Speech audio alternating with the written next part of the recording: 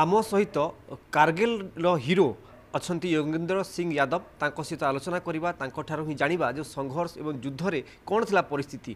कारगिल युद्ध सरी जाइए बहुत दिन होती आम कारगिल विजय करूँ किंतु तापर स्थिति एवं से सहित शुणा ही जाना। सबसे पहले OTV में स्वागत सर जी। सबसे पहले ये जानना चाहेंगे, मेरे मन में भी था, आपके वीडियो बहुत जगह में देखा हूँ, बहुत TV सीरियल्स में भी देखा हूँ, मुझे भी लगता था कब आपसे मिलूँ। क्या कहना चाहेंगे उड़ीसा वासियों को? नहीं, और ये भगवान जगन्नाथ की धरती है और इसको मैं प्रणाम करता हूँ। और ये इतनी सुंदर है प्रदेश, हरियाली है हर जगह, जहाँ जाओगे वहीं आपको नेचर से रूबरू होने का जो है मौका मिलता है। तो ये उड़ीसा वासियों ने इतनी ग्रीनरी बना करके रखी है, तो ये तो उड़ीसा वालों के लिए धन्यवाद देता हूँ और इनको प्रणाम करता हूँ। जगन्नाथ जी का दर्शन किए हैं कि नहीं अभी तक? बहुत बार किया हूँ, जगन्नाथ जी ने बहुत बार बुलाया है और अभी 1 महीने पहले भी गया था, अभी दर्शन करके आया हूँ। जी, युवा वर्ग को क्या कहना चाहेंगे? उड़ीसा में जो युवा वर्ग है, आप NIT में हैं, जहाँ हम लोग हैं, यहाँ पूरा देश देश के बाहर के लड़के भी यहाँ पे पढ़ते हैं, क्या बोलना चाहेंगे युवा वर्गों को, जो पूरा भारत का, पूरा उड़ीसा का? बिल्कुल, यह युवा इस राष्ट्र की ताकत है, शक्ति है, क्षमता है। तो इस शक्ति को एक सही दिशा देने का जो है, जो हमारे शिक्षण संस्थान काम कर रहे हैं, कुछ समाज सेवी कर रहे हैं, तो यही कहना चाहूँगा कि ये ऐसे बड़े टेक्नोलॉजी ये इंस्टीट्यूशन है, नेशनल स्तर के, राष्ट्रीय स्तर के, यहाँ पर शिक्षा प्राप्त करने के बाद ये भारत के युवा भारत की समृद्धि और विकास के लिए काम करें। इस राष्ट्र को विकसित होने में, क्योंकि अभी हम विकासशील की डगर पे चल रहे हैं, विकसित होने की राह में हमें मेहनत करनी होगी और एक दूसरे के कंधे से कंधा और कदम से कदम मिला करके चलना होगा। समाज के हर वर्ग को साथ लेकर के चलना होगा। ये युवा ही हैं जो इस राष्ट्र को जोड़ सकते हैं, इस राष्ट्र को और जल्दी से अभी 20 साल हैं, है ना, 2047 तक जो है प्रधानमंत्री जी ने सपना देखा है, अभी है समय, लेकिन हम उससे पहले करके दिखाएं।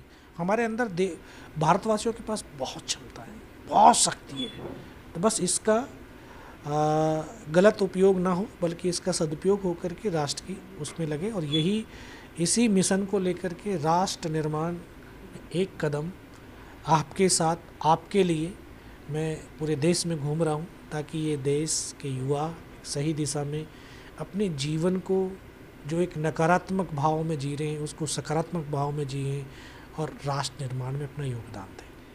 जितना बोल रहे थे, जो लड़ाई के टाइम में, कारगिल लड़ाई के टाइम में जो बात बोल रहे थे, सब सुन रहे थे। मैं भी जब TV पे देखा था आपका इंटरव्यू, तो मुझे बहुत मतलब क्या बोले, उस टाइम कुछ जवाब नहीं थे, मेरे पास कुछ लफ्ज़ नहीं थे। मैं सोच रहा था कब आपसे मिलूँ। तो जो देख रहे थे आपको TV पे, जो सुने हुए, जो आपका संघर्ष, जो लड़ाई, वो आपको 2 लाइन पंक्ति में सुनाएंगे हम लोग को। ये देखो, हम जीवन को सांसों से जी रहे हैं और इन सांसों को जितना गहरा हम, क्योंकि गहराई हमेशा आपके अंदर शीतलता लाती है, सौम्य लाती है, सौंदर्य लाती है, सरलता लाती है, और आप उस भाव में बहने लगेंगे अगर आपके मन और मस्तिष्क, क्योंकि ये एक NIT है, इंजीनियरिंग के स्टूडेंट हैं, यहाँ एक क्रिएटिव थॉट चाहिए, एक क्रिएटिव इनोवेशन चाहिए, ताकि वो विश्व के अंदर भारत का एक ब्रांड बने और पहचान बने। तो ये सांसों के तराने, ये सांस जो है ये तराने देती है, तरंगे देती है, और ये तरंगे, क्योंकि विश्व गुरु भारत बनने वाला है, तो विश्व गुरु बनने के लिए भाई ये आध्यात्म, जो हमारी प्राणायाम है, हमारा जो योग है, इसको हमें अपने जीवन के में अपनाना होगा। तब हम एक तरंग, एक उमंग, एक ज्योति अंदर जो जल रही है उसके प्रकाश में प्रकाशित होंगे और हम आगे बढ़ेंगे। तो ये सांसों के तराने, हिंद का नवगान गाएगा हमारा शौर्य ध्वज लेकर, वो चंद्रयान गाएगा, हमारे प्राण माता भारती के पक्ष समर्पित हैं, हमारे लहू का हर कतरा हिंदुस्तान गाएगा। थोड़ा संक्षिप्त में सुनना चाहेंगे, जो लड़ाई का जो स्टोरी था वो थोड़ा सुनना चाहेंगे संक्षिप्त में। 52 दिन की लड़ाई को संक्षिप्त में कैसे जो है कहा जाए, बट हाँ, पर ये कहना चाहूँगा कि जो ना हमारे जो देश की मिट्टी की ताकत है, इसमें जो संस्कार हैं, संस्कृति है, इससे इतनी एक भारतवासियों को ताकत मिलती है कि भारत का बच्चा बच्चा राष्ट्रभक्त है। हम वर्दी पहने या ना पहने, तब भी हम इस राष्ट्र के लिए अपने आप को नौछावर करते हैं, मर मिटते हैं। हमने आज़ादी की लड़ाई में देखा, हमने कारगिल की लड़ाई में मैंने तो स्वयं देखा है कि एक एक अंग कटते चले जा रहे थे, लेकिन जवानों के हौसले कभी टूट नहीं रहे थे, हौसले परस्त नहीं हो रहे थे, बल्कि एक और ऊंची उनमें जीतने की इच्छा जागृत हो रही थी। और वो इस तरह से मैंने अपने सामने तो मैंने अपने साथियों को 6 साथियों को खोया है, देखा है उनको गर्दनें कटी, धड़ कटे, पैर कटे, और लेकिन फिर भी अपने लक्ष्य की तरफ बढ़े और टाइगर हिल पर तब जा करके विजय पताका फहरा पाई। अभी वो वक्त वो पल जिस पल आप कारगिल लड़ाई लड़ रहे थे, आपके दोस्त या साथी लोग जो पड़े हुए थे, चारों तरफ बिखरे हुए पड़े हुए थे, वो बात कभी याद आती है? अभी कभी रोज़ याद आती है, रोज़। क्यों सर, ऐसा क्यों? क्योंकि जब मैं बात करता हूँ, नौजवानों के पास जाता हूँ, तो उनकी वो दर्द और वो पीड़ा को मैं महसूस करके उन लोगों तक पहुँचा पाता हूँ।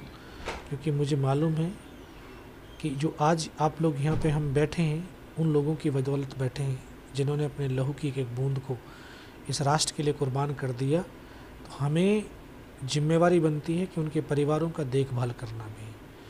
अब बहुत सारे परिवार ऐसे हैं, हम नहीं उन तक पहुंच पाते हैं, उनके बच्चे हैं, देखो वो तो अपनी माँ, बेवा, यानी बेवा हमारे यहाँ पे पत्नी को बोलते हैं, बच्चों को, सबको इस देश के खातिर छोड़ गया यार। अब हमारा दायित्व तो कर्तव्य बनता है। तो उनको देखता हूँ, उन बॉडियों को याद आती हैं, वो शरीरें याद आती हैं, वो क्षण याद आते हैं, तो रोज़ रोता हूँ, लेकिन फिर भी आगे बढ़ता हूँ। क्योंकि ये जो मेडल है, ये मेडल उनके लहू की वो चिराग है कि उस चिराग से लोगों में रोशनी जगाने की चेष्टा करता हूँ। सोचता हूँ इनमें से वो एक सैनिक होगा, वो एक भगत सिंह होगा, एक सुखदेव होगा, एक राजगुरु होगा, तो एक नेताजी सुभाष चंद्र बोस हो, ताकि इस राष्ट्र को और उन्नति के आगे बढ़ा सके। जिस टाइम लड़ाई हुआ था उस टाइम आप भी युवक थे, 19 साल का उम्र था आपका उस टाइम, अभी में बहुत फर्क आ गया हो। हाँ, 19 साल का था उस टाइम पे। और तभी तो ये है जो यंगेस्ट जो जनरेशन है, ये 25 साल तक की जो जनरेशन है, इसमें एक कुछ करने की ललक होती है, आग होती है, इनमें ऊर्जा होती है, ताकत होती है। तो इस बस ऊर्जा को मोल्ड करना है, और ये हो गया तो इनमें पागलपन छा जाएंगे। पागलपन में पूरी शक्ति वहाँ लग जाएगी। जैसे मैं भी 19 साल का था उस समय, क्योंकि ये उम्र युवा अवस्था की है, और इसमें वो ताकत होती है कि वो हर चीज़ को कर पाती है।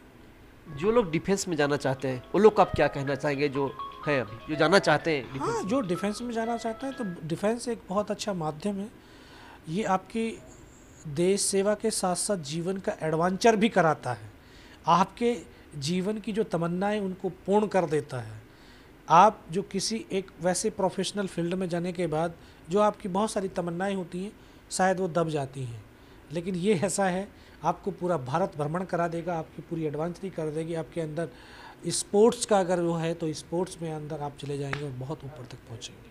क्या कहना चाहेंगे जो युवा है, जो खुद को आर्मी ऑफिसर, नेवी ऑफिसर जैसे बनना चाहते हैं, एयरफोर्स? बिल्कुल आइए, और ये जो आर्मी, नेवी, एयरफोर्स की ज़िंदगी एक ये समझिए कि एक स्वर्ग की ज़िंदगी है, एक सुरक्षित ज़िंदगी है। हम ही नहीं, हमारे परिवार भी सुरक्षित होते हैं। एक गर्व करने की और एक मान और गुमान करने की है। जब वर्दी पहनता है तो फ़क्र महसूस करने का ये क्षेत्र है। तो मैं तो कहता हूँ ज़्यादा से ज़्यादा आप आइए और देश का नाम रोशन कीजिए। उड़ीसावासी को लास्ट क्वेश्चन, उड़ीसावासी को क्या कहना चाहेंगे जो लोग आपको देखेंगे, टीवी पे देख रहे हैं?